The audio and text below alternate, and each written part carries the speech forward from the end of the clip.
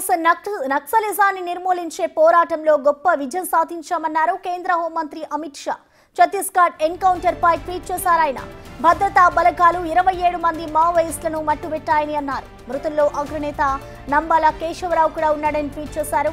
ప్రధాన కార్యదర్శి హోదా ఉన్న మావోయిస్టు నేతను మట్టుబెట్టడం 30 ఏళ్ల పోరాటంలో ఇదే తొలిసారని అన్నారు అమిత్ షా. ఈ విజయం సాధించిన బలగాలకు అభినందనలు తెలిపారు. ఆపరేషన్ బ్లాక్ ఫారెస్ట్ లో 54 మంది మావోయిస్టులను అరెస్ట్ అయ్యారని, మరో 84 మంది మావోయిస్టులు లొంగిపోయారని అన్నారు. 2026 మార్చి 31లోగా నక్సలిజాన్ని నిర్మూలించాలని మోడీ ప్రభుత్వం లక్ష్యంగా పెట్టిందన్నారు అమిత్ షా.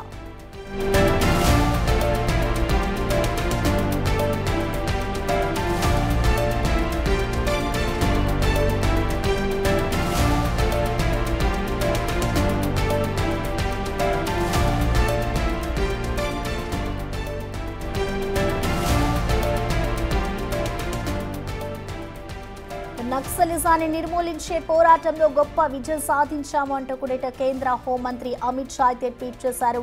దీనికి సంబంధించిన పూర్తి సమాచారాన్ని మా అసోసియేట్ ఇన్పుట్ ఎడిటర్ నగేష్ అందిస్తారు లైవ్ ద్వారా. నగేష్, మనం చూస్తున్నాం ఇటు ఏదైతే గత కొన్ని రోజుల నుంచి కూడా నక్సలిజాన్ని నిర్మూలించాలి అంటూ కూడా ఇటు ఛత్తీస్గఢ్ లో అయితే ఒక ఎన్కౌంటర్ చోటు చేసుకుంది. దీనికి సంబంధించి అప్డేట్స్ ఏ విధంగా ఉన్నాయి? సో మొత్తంగా అమిత్ షా ట్వీట్ చేసిన దాన్ని ఏ విధంగా చూడాలి? సో మొత్తంగా విజయం సాధించారనుకోవచ్చా?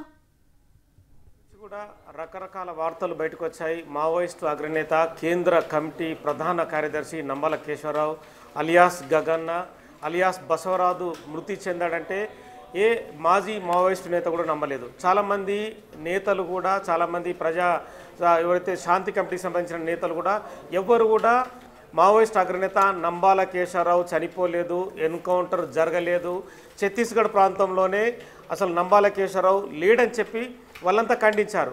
నంబాల కేశవరావు ఉండడని చెప్పి ఆఫ్ ద రికార్డ్ ద్వారా మీడియాకు కొంత సమాచారం వచ్చింది. ఈ క్రమంలోనే మీడియా ఓవరాల్గా ఉదయం 10 గంటల నుంచే మావోయిస్ట్ అగ్రనేత కేంద్ర కమిటీ ప్రధాన కార్యదర్శి ఎన్కౌంటర్లో మృతి చెందాడని చెప్పి కూడా వార్తని సంచలనంగా పేర్కొంటూ ఉదయం నుంచి ఇప్పటి వరకు కూడా కంటిన్యూగా నడిపాయి. అందులో 27 మంది నక్సల్స్ చనిపోయారు. ఇదే విషయాన్ని అమిత్ షా తన ట్వీట్ ద్వారా సంచలన విషయంగా పేర్కొన్నాడు. అంటే భారతదేశంలో 30 ఏళ్ల నాటి నక్సలిజం పోరాటంలో అగ్రనేత ఎన్కౌంటర్ కావడం ఇదే ప్రప్రథమం అని చెప్పి కూడా భద్రతా బలగాల్ని అభినందిస్తూ అతను ట్వీట్ చేసిన పరిస్థితి. Nambala Keshava Rao alias Basavaraju alias Gaganna alias Krishna alias Vijay alias Prakash ఏపీలోని శ్రీకాకుళం జిల్లాకు చెందిన బసవరాజు 1970sలో మావోయిస్ట్ పార్టీలోకి వెళ్ళాడు. మావోయిస్ట్ పార్టీ సంబంధించి ఫౌండర్లో కూడా కేశవరావు ఒకరని చెప్తుంటారు. 1955లో పుట్టిన కేశవరావు, జియాన్నపేటలో పుట్టిన కేశవరావు తదుపరి తను చదువుకునే క్రమంలో మావోయిస్ట్ పార్టీకి ఆకర్షితుడయ్యాడు.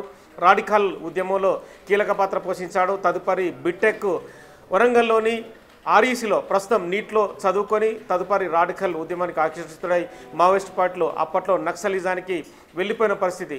చాలా ఆపరేషన్లలో నంబాల కేశవరావు పాత్ర ఉంది. నంబాల కేశవరావు 72 మంది ఏదైతే సిఆర్పిఎఫ్ జవాన్ల మృతి కావచ్చు, 27 మంది మరొక ఆపరేషన్ కావచ్చు, అలిపిరి చంద్రబాబు ఘటనలో ప్రధాన పాత్ర పోషించడం కావచ్చు, ఇవన్నీ మేజర్ ఆపరేషన్లో కూడా నంబాల కేశవరావుది చాలా ఇంపార్టెంట్ పాత్ర.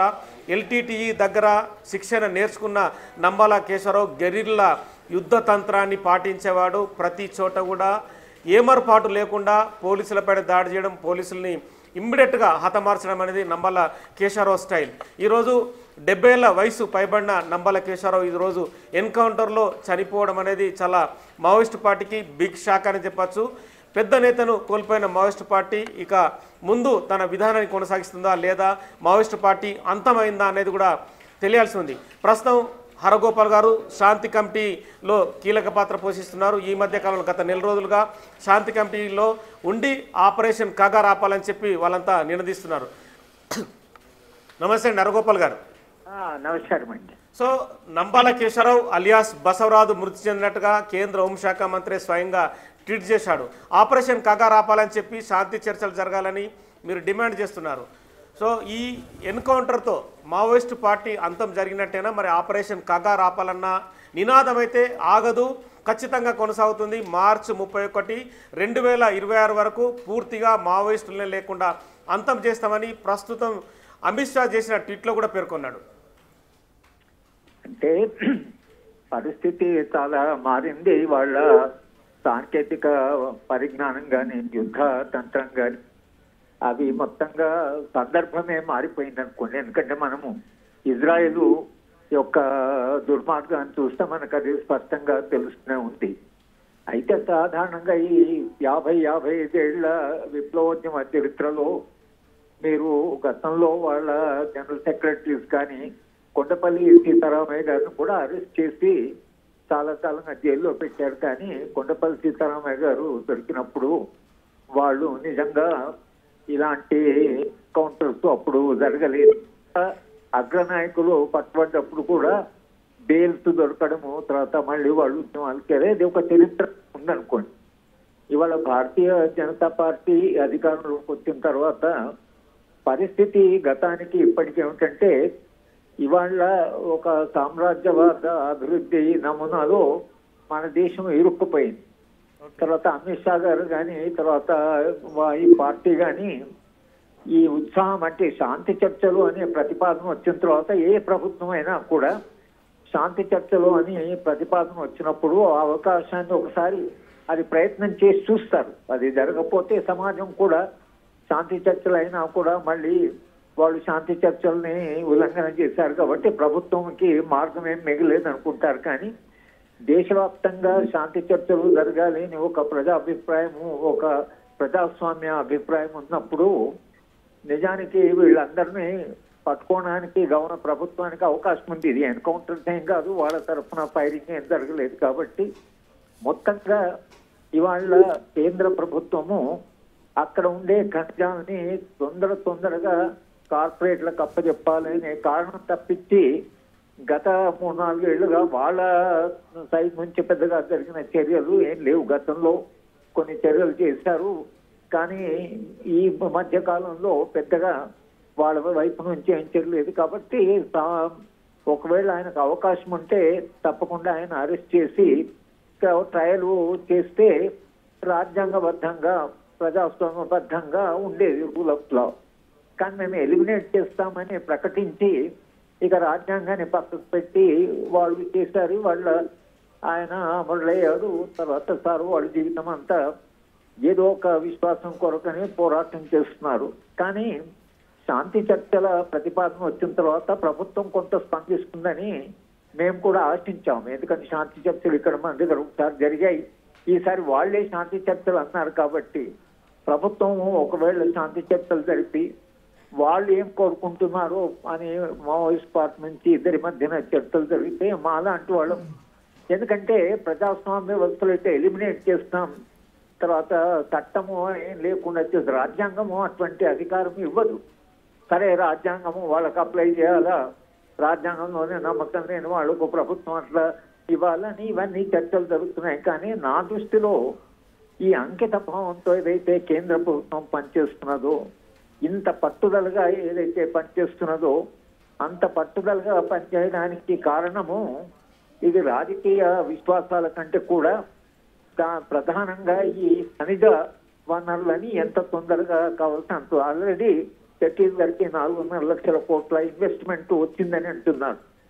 కనుక దీని వెనక నడిపిస్తున్నటువంటి శక్తులు ఒక రకంగా భారతీయ జనతా పార్టీకి భావజాల పరంగా ఈ రాజకీయాల పట్ల చాలా అభ్యంతరం ఉన్నది. అది మొదటి నుంచి వాళ్ళకు అభ్యంతరం ఉంది. కానీ వాళ్ళు అధికారంలోకి వచ్చి రాజ్యాంగం మీద ప్రమాణం చేసినప్పుడు రాజ్యాంగ ప్రమాణాలు ఇటువంటి తీవ్రమైన పరిస్థితుల్లో కూడా రాజ్యాంగ ప్రమాణాలు కాపాడితే దేశంలో ప్రజాస్వామ్యం కాపాడబడు.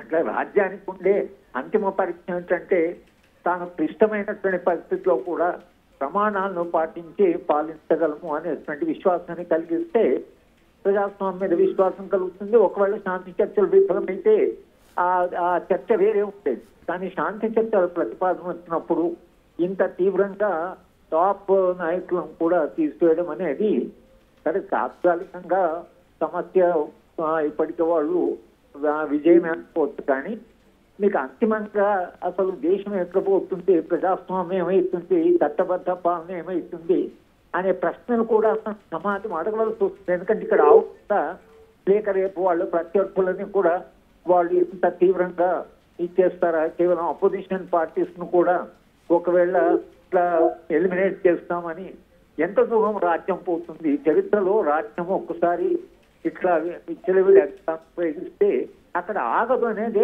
ఇప్పుడు వాళ్ళు సాయుధులు కాబట్టి ఇవాళ ప్రభుత్వము సాయుధ పోరాటాన్ని ఇంకా ఎట్లా ఎదుర్కొంటారు, ఇట్లా తప్పించని అనొచ్చు. కానీ రాజ్యానికి ఇది అలవాటు అయిపోయిన తర్వాత ఈ పూర్తిగా నిజంగా మావోయిస్టు ఉద్యమం కాబట్టి పూర్తిగా దాన్ని ఎలిమినేట్ చేయొచ్చు. ఎందుకంటే వాళ్ళు ఉండే హంగులు ఉండేది చేయొచ్చు. చేసిన తర్వాత రాజ్యం అక్కడ అవుతుందా? తర్వాతనైనా రాజ్యాంగబద్ధంగా పరిపాలిస్తారా? లేక రాజ్యాంగాన్ని పక్కకు పెట్టి ఏదైతే చర్యలు మొదలు పెట్టారో అది సమాజాన్ని పాలించేప్పుడు మన మొత్తం అంటే భారతదేశ పాలనలో ఈ స్వభావం వచ్చి రాజ్యము ఇంకా రేపు ఎట్లా ప్రవర్తిస్తుంది అనేటువంటిది ఇవాళ మన ఆందోళన పడవలసిన అంశము.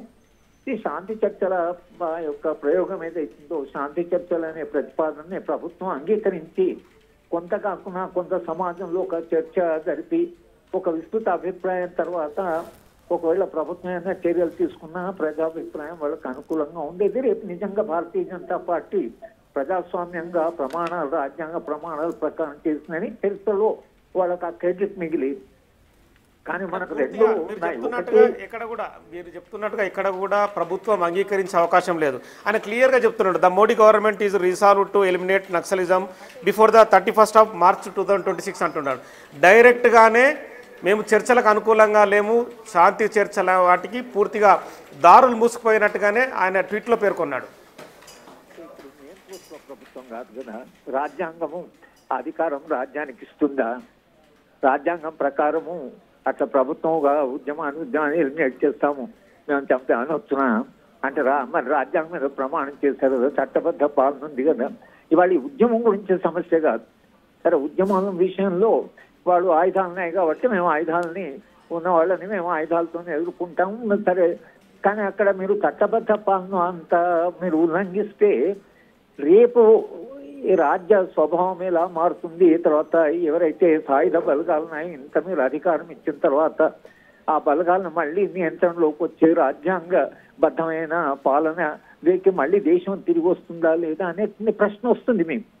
కనుక ఇది దీర్ఘకాలంలో ఒకవేళ నిజంగానే శాంతి చర్చలు జరుపుకుంటే ఈ దేశంలో ప్రజాస్వామ్య వ్యవస్థ బలపడేది.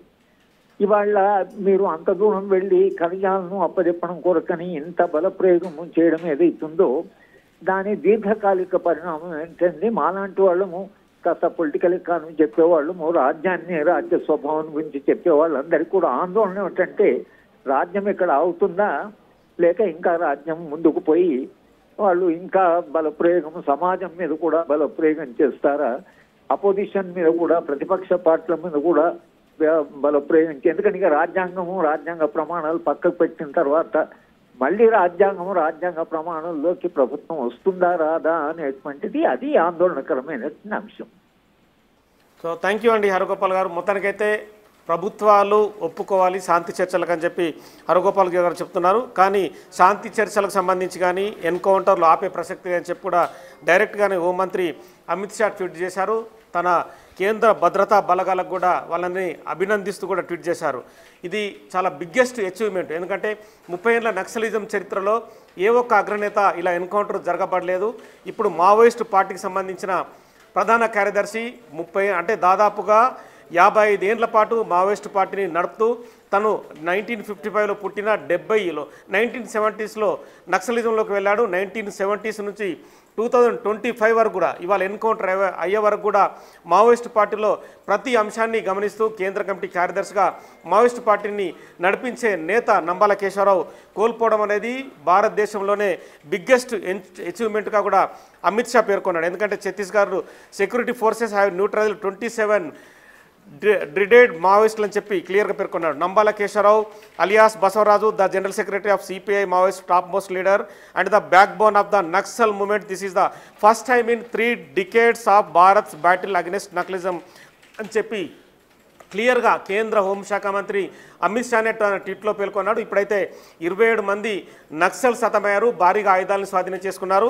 ఈ ఆపరేషన్లో భాగంగా దాదాపుగా 54 మంది నక్సలైట్ని అరెస్టు చేశారు. 84 మంది నక్సలైట్లు లొంగిపోయినట్టుగా ఛత్తీస్గఢ్, తెలంగాణ, మహారాష్ట్ర ప్రాంతానికి చెందిన వీళ్ళందరూ లొంగిపోయినట్టుగా చూపించారు. ఇక శాంతి చర్చలకు సంబంధించి ఎటువంటి దారులు తెరిచి లేవు, ఖచ్చితంగా మూసుకుపోయాయన్న ట్వీట్ మాత్రం అమిత్ షా చెప్పారు. ఇప్పటికైతే తెలంగాణలో ఉన్న శాంతి చర్చల కమిటీ మాత్రం రాజ్యంతో ఖచ్చితంగా రాజ్యం దిగిరావాల్సిందే, తుపాకీ గొట్టం ద్వారా రాజ్యాధికారం రాకుండా శాంతి చర్చల ద్వారా సమన్వయం జరుగుతుంది, హింస అనేది లేకుండా శాంతి చర్చలు కొనసాగిస్తామని చెప్పి వీళ్ళు చెప్తున్నారు. ఇక మావోయిస్టు పార్టీ నుంచి మళ్ళీ లేఖ రావాల్సింది. మరి నంబాల కేశవరావు మృతి అనేది అంటే ఇదంతా కూడా డూప్లికేట్ ఎన్కౌంటర్, అంటే వాళ్ళు తీసుకెళ్లి కాల్చి చంపారు, లేకుంటే నంబాల కేశవరావుని లొంగిపోయే విధంగా ముందుకు తీసుకురావాల్సిందని చెప్పి కూడా హరగోపాల్ గారు అభిప్రాయపడ్డారు. మొత్తానికైతే భారతదేశ నక్సలిజం చరిత్రలో 30 ఏళ్ల చరిత్రలో కూడా అగ్రనేతను మట్టు పెట్టడం అనేది ఇదే తొలిసారని చెప్పి కేంద్ర హోంశాఖ మంత్రి అమిత్ షా ప్రకటించడం అనేది సంచలనమైతే రేపుతోంది. Right Nagesh, thank